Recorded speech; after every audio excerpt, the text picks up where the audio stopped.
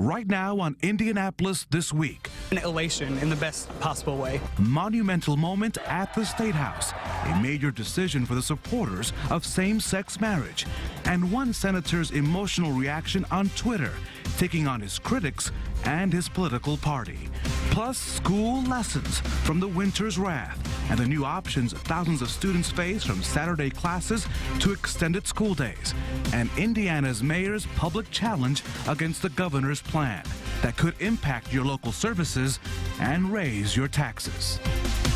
From RTV6, the Indy Channel, this is Indianapolis This Week with Rafael Sanchez. With two big developing stories this week, one at the State House, the other involving the schoolhouse. The school leaders are now looking for ways to make up classes canceled because of what's becoming a historic winter. The Department of Education released a plan for districts to allow them to be in compliance of the rule that requires students to be at school for 180 days. Now, some options extend the school day or Saturday or online classes. One of the things that we're considering as it relates to this new option of making up time with adding time to the day over the period of time, that many of our high school students work to support their families. And so we're really worried if we add time to the day, it will prevent students an opportunity to continue to work and support their families. Over the next few days, school boards will be voting on what action to take for all of their students. Now turning to one of the biggest issues as we head into a new week at the Indiana State House. H.J.R. 3, the bill to amend Indiana's state constitution and ban same-sex marriage, is advancing in the Senate, but it's moving on without the critical second sentence that bans civil unions for same-sex couples. Without the second sentence, the issue will not be able to go to voters in 2014. Instead, this version of the bill will have to pass in the next General Assembly, and then it would go to a referendum possibly in 2016. These developments go against what Indiana Governor Mike Pence called for in his State of the State address last month. Reasonable people can differ, and there are good people on both sides of this debate. So let me say from my heart, no one on either side of this debate deserves to be disparaged or maligned because of who they are or what they believe. Let's have a debate worthy of our people with civility and respect. Let's protect the rights of Hoosier employers to hire who they want and provide them with the benefits that they deserve. And then let's resolve this issue this year, once and for all. That was the governor, and now a Twitter war is raging on the issue between Senator Mike Delft and opponents of H.J.R. 3. The senator plans to make an announcement tomorrow about his position about why he did not hold back when voicing his thoughts on the bill. Now, in his tweets, he equated same-sex marriage rights to everyone having the right to play in the Super Bowl, saying in his words, "I want the right to be able to play quarterback in a Super Bowl and make millions of dollars. It's just not fair that I'm not allowed to do that." Delft goes on to say, "At the founding of America, our forefathers believed natural rights came from God, same God from the Bible, which we now apparently don't like. To protect these God-given or natural rights, governments were instituted among men for that express purpose. God was in it from the beginning." And then he turned his blame towards the media, saying intolerance is accepted against Christian men and women by the media and cultural elite, by radically rejected against all others. On Friday, Senator Delft sent me this email in response to the Twitter comments, saying, in his words again, "I love my nation, state, country, and fellow man. But I see identity politics and entitlement, not to mention evil, marching us toward a Roman ruin. It's time for God-fearing patriots to stand up and fight for our culture and our traditional Judeo-Christian values. It's also time for conservatives to hold its squishy Republican leaders accountable to the intentional deceit, as told by a sympathetic and hostile liberal news media." Joining us now is Eric Miller, the founder of Advance America, a grassroots group that has been pushing for the marriage amendment to pass. What do you make of Mr. Delft's comments? Well, Senator Delft is a very passionate individual. He supports traditional values. He supports Judeo-Christian principles, and he was no doubt and is greatly disappointed that the Senate did not put back into the marriage amendment the second sentence banning same-sex civil unions so that the people could go to the polls and vote this November the 4th, 2014 to protect marriage between a man and a woman. He's concerned, he's not happy with the course of events, and that's no doubt why he put out those messages. What about you and your group Advance America? You have spent a lot of time educating the public, putting pressure on lawmakers, and here we have a bill that will not go to the voters as of now in 2014, and we may see it in 2016. What will you do now? Well, we see this as a delay, not a defeat, because we've been fighting for this since 2002. Hoosiers still deserve the right to be able to vote to protect marriage between a man and a woman. Unfortunately, that's not going to happen November the 4th, 2014, because of the action in the House when they took out the second sentence, and it didn't go back in the Senate. But, Rafael, we're not so discouraged about this that we're just going to fold our tent and go home, because it still is important to protect marriage between a man and a woman. For that reason, we're going to fight to make sure that this passes not only tomorrow in the state Senate, but also it's going to pass in 2015 or 2016 to be able to go to the voters in 2016. The other thing that we're going to do, Rafael, is to let people know where the senators and representatives stood on this very important issue. So once again, we'll be putting out voter guides before the next election so that people can cast an informed ballot. They're nonpartisan voter guides. We'll go out to hundreds of churches, tens of thousands of families, so that people can cast an informed ballot. They need to know the stand that senators and representatives took this year in the General Assembly. HJR 3 was not on the Republican agenda per se in the written form, but it was that party that was carrying this bill forward. Are you going to hold Republicans accountable for being unable to pass a bill with a supermajority in both the House and the Senate? Advance America is a nonpartisan, tax-exempt educational organization. We don't endorse any candidate or any political party. We focus on issues. Our main goal is to inform and educate the people of Indiana about what is going on in their government throughout the entire year. People can go to our website, advanceamerica.com, and see more information about what's going on in their government. And what we'll be able to do is to put out voter guides, also to put out voting records as we have in the past, so that people will know the truth about how their candidates stood in an election, or what they did in an election, what they said they were going to stand for, and then how they voted. So people will be able to get the truth from Advance America in a nonpartisan way. When you start blaming the media, as Mr. Delft did, is that a sign that you're losing? Because at the end of the day, it wasn't the media that proposed the bill. I don't know of any working journalist that wrote a bill at the General Assembly. When you start blaming the media, is that a sign that you're losing? I think Senator Delft is greatly concerned about what happened and not happy with what happened, and that's why, again, he has said that this was not the course he wanted the state to go down, and was not happy with that. And so what do you hope will happen next? Because obviously tomorrow this goes to the Senate. You do not think it'll advance? No, I believe it will pass. It will pass in the Senate tomorrow, and then we'll pass it again in 2015 or 2016 so that people can vote in 2016. That's what's going to happen. And you'll continue to work to make sure that the people know where the candidates stood, where the elected officials stood, and then in the November 4th election, where the candidates that are standing for election, all 100 reps, half the Senate, where they stand on this very important issue. So when Hoosiers go to the polls, they'll be able to cast an informed ballot because they'll get an Advance America voter guide.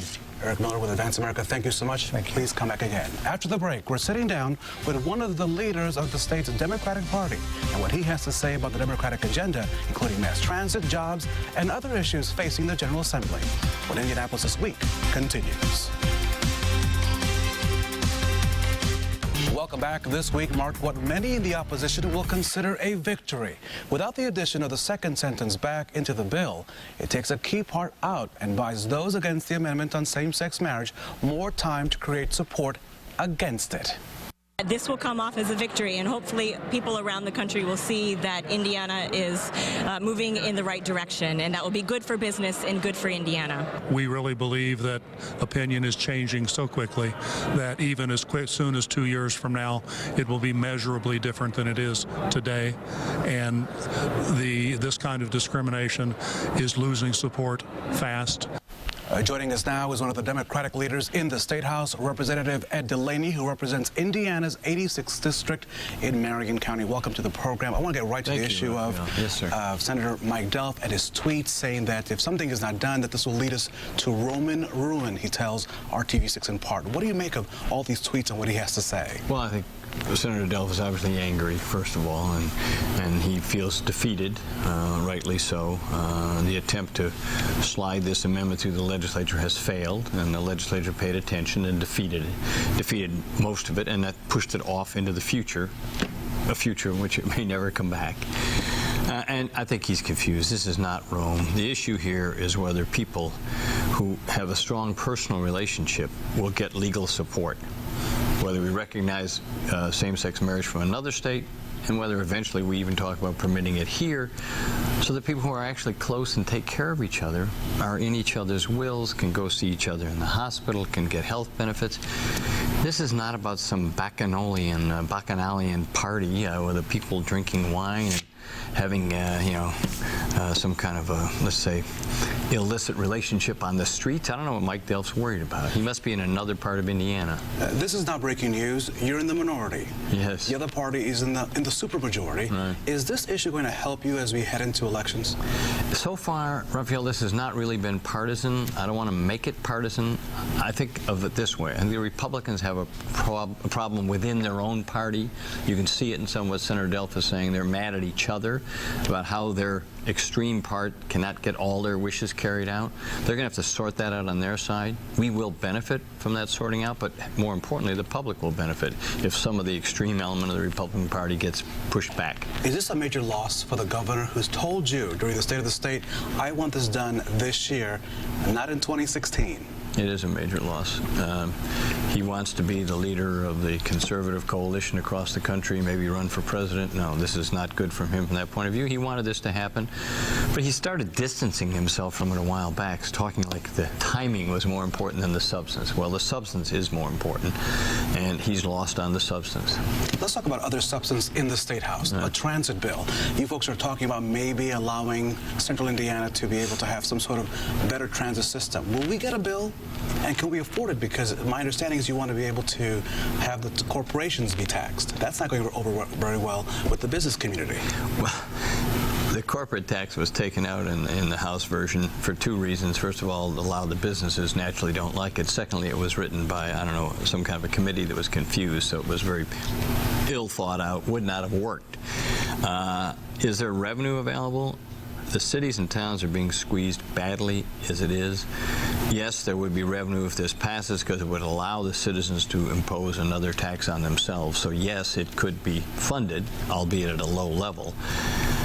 The problem is if we do some of the other tax relief that's being talked about, we'll crush the cities. There'll be no room to fool with transit because they won't be able to pay the cops. What's the opposition to light rail? I mean, it works in other big cities. Why can't we have light rail? That is a great philosophical statement by some people that they reject the 21st century. Tell me, why can't we have some trains on There's no reason. If the locals are going to tax themselves, they ought to decide what they want to spend it on. So that's pretty obvious. Light rail is very attractive. The problem is that some people reject the future, okay? They want us all to have I-69 going north, wider and wider forever, and they reject the idea that we could get on a train. I don't understand it. There's another point there. A bus system is wrongly viewed as only for poor people. And some of the Republicans think that's what public transit is for. It's a mediocre system to get a few poor people to the hospital or to work. That's what it's for. I don't want to be on it. Light rail would attract middle class, upper class, and poorer people to get together and enjoy something positive and modern. Some people reject that. Last 30 seconds, what will your party accomplish in the second half of the session? Are we going to see anything on pre-K, anything on other education issues? How about some jobs? Nothing will be done on the jobs issue. It's too complicated. We haven't addressed it. Nothing at all? Nothing that amounts to any substance. Okay. Pre-K will have a structure of a bill with no funding, so it will affect no lives for 18 months at best, and then 1,000 lives. So, look, Rafael, a lot of us Democrats would have been happy to go home last week because we don't see anything positive happening. So the headline will read what at the end of the session? You will have accomplished, as a General Assembly, you will have accomplished what? We'll have sent some messages. Messages? That's all. All right. And Delaney, thank you so much. Please come again. Good to see you. Appreciate Thank you very much, Rafael. Sunday morning. After the break, we'll be joined by our political insiders. Don't go away as Indianapolis This Week continues. Joining us now are two of our political insiders, Republican Jennifer Hallowell and Democrat Lara Beck. Has this been a bad week for the governor, considering the same-sex marriage ban discussion and the vote that's coming up tomorrow, and on the issue of the business personal property tax not going so well for now? Well, it hasn't been one of his best weeks, and I think that when you look at who were really the biggest winners and the biggest losers in the HJR3 action that happened in the Senate last week, I definitely think Governor Pence tops that list. I mean, he's made it very clear where he stands on this, and in fact gave an interview to a competing station, but to another station here in Indianapolis, basically saying that he thought the second sentence should be added back in. So the fact that members of his own party and a Republican supermajority did not go for that, I think says a lot lot about where they're seeing this going, and they don't want it on the ballot this year, so he can run with it in 2016. Good or bad week? I mean, I don't think it's been a bad week for him. I mean, certainly there are challenges, but the legislature, it's a process, and things, you know, moving out and change along the way. And I don't think we've seen the end of the business personal property tax debate. But, you know, what we saw this week were some questions raised by mayors who are very concerned about the impact that it's going to have on their cities. But the governor's response to that was that he's open to a full replacement of that revenue that cities would lose. And, I mean, it is a serious issue that needs to take time in order to get to the right conclusion. And I think what we saw was the governor addressing those concerns and you know, and making that voice known to legislators. Now it's going to be up to see whether or not that's something that goes forward this year or gets looked at again next year. On the issue of the HJR3, is this done? Are we done for the year on this issue? Will this come back in 2016, which the governor did not want in 2016? But are we done, at least on this issue, after tomorrow's vote? Well, I think so. Yeah. I mean, it certainly looks that way. And, you know, I mean, it's very interesting, right? A few months ago, I don't think anyone would have predicted that this would have stopped in the State House, but it did. Yeah. And it happened really because of three things. Number one, opinions are changing at a rapid pace. Number two, the Freedom Indiana campaign ran an aggressive grassroots, you know, strategic effort. And number three, some Republicans stood up and stood against the amendment, either the amendment entirely or the second sentence, which bans civil unions. And you see those opinions changing, like I said, rapidly. So what that holds for the future, I'm not sure. Lara, Beck, what does it say about a supermajority? Because this is the governor, right? Yeah. Who both has the House and the Senate, and he has the executive branch. What does it say about supermajorities then? They don't always click, or well, they don't always work? I think any time, you know, I know there's been a lot of sayings about, you know, the Speaker of the House and the President of the Senate, and, you know, they're very powerful in their own right, and they have their own caucuses that they have to work with and sometimes keep in line. But I also think that it is interesting because I wonder, had Governor Pence's vote margin been a little higher, such as with Mitch Daniels. You know, he had pretty large vote margins, but, you know, Governor Pence only had a 3-point margin of victory. So I wonder if maybe they're reading the tea leaves a little and saying, wait a minute, that's not enough of a bump to show that he's got this widespread large support out there. I don't think that's a factor at all. I mean, HJR3 is something that's a very individual decision for legislators, and you've seen a lot of them change their minds. And frankly, there are a lot of Republican legislators who still don't want to see this go forward, regardless of how they may have voted this year. Go ahead. I think though with HJR3, one of the really interesting things to me is, and I think really kudos should be given to Freedom Indiana, and Jennifer, you know, mentioned them, but Megan Robertson, Peter Hanscom, they have done a terrific bipartisan job of reaching out to all of the different legislators and really going down deep into those districts. I mean, that is a textbook campaign of what to do to really do some grassroots work, and they did. Absolutely. Megan's a very good friend of mine, so I don't want to not weigh in on that. Will this impact the elections? Will Democrats use this as a wedge issue? Now, we just heard from Ed DeLady who said, look, this was a bipartisan discussion. We're not going to really use it as an issue. But will this come back to haunt your party when it comes time to vote? Well, I don't think so. I mean, first of all, voters are still split on the issue, and what we saw happen is this stopped, and so it's not going to the ballot. So it's not going to be the same kind of issue that it would be if it were on the ballot. Additionally, you know, filing has passed, and so the candidates are already selected. Yeah, they're selected. This may have changed whether or not some people filed to run against legislators, and now they don't have that opportunity. But I think in the long run, like I said, I mean, it was Republicans who actually stopped this from going forward. Will her party pay the price? You have 20 seconds. I don't know if their party will pay the price, but I think the voters have paid very close attention. And I think that there are some Republicans who are very angry about this, as we've witnessed on social media. So we'll see how it shakes out. And these ladies are the best of the business, and they are live on social media. The conversation between our insiders continues on Twitter. Check out their Twitter handles and give us your opinion. And stay up to date with Kip, Abdul, Lara, and Jennifer throughout the week. Indianapolis This Week continues after the break.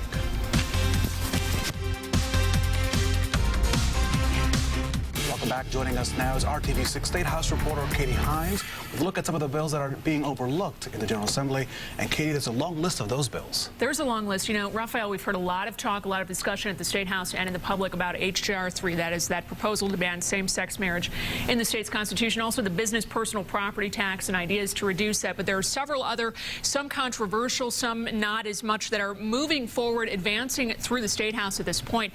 One of those bills proposes to screen welfare recipients guidelines for addictions and require food stamps to be used for nutritious foods only. Now, we haven't covered this as much, but this is certainly something that is garnering conversation, discussion, and a lot of kind of debate on both sides. Another one, Senate Bill 292 requires abortion clinics to keep a copy of admitting privileges of doctors performing abortions and also provide a copy to the state's Department of Health. The Senate has also passed a bill that would ban local governments and local law enforcement agencies from holding gun buyback programs. The House has also passed a bill that would require unlicensed daycares, including home daycares, to comply with certain safety regulations. And two local lawmakers are pushing for a study on the state's high rate of teen sexual assault. That is Jim Merritt and Christina Hale. Democrats have argued the General Assembly has spent so much time now debating same-sex marriage and the proposed constitutional amendment, had the time to pass legislation about feral cats and other what they would say are lesser-known issues, but didn't get to that issue until earlier this week.